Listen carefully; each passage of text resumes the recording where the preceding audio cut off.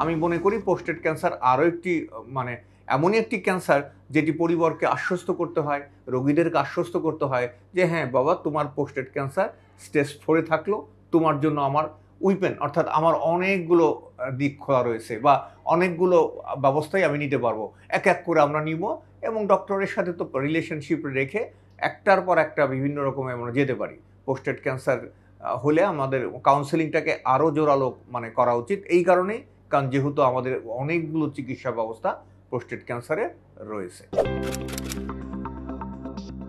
Stage 4 ডিজিজে যখন আমরা মানে যাই, তখন আমরা অনেক সময় এটিকে টার্গেটেড থেরাপি দিয়ে চিকিৎসা করতে পারি, এটিকে আমরা ইমিউনোথেরাপি দিয়ে চিকিৎসা করতে পারি। এগুলো সাধারণত করা হয়। আর নরমালি হরমোনাল ট্রিটমেন্ট যেগুলো রয়েছে সেগুলো আমরা ব্যবহার করি।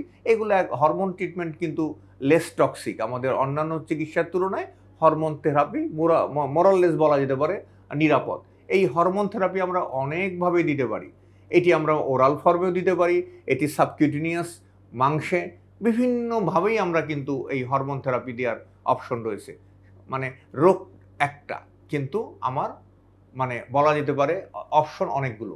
সুতরাং কোন অপশন কার জন্য অ্যাপ্লিকেবল সেটি কিন্তু একটু বিবেচ্য বিষয়।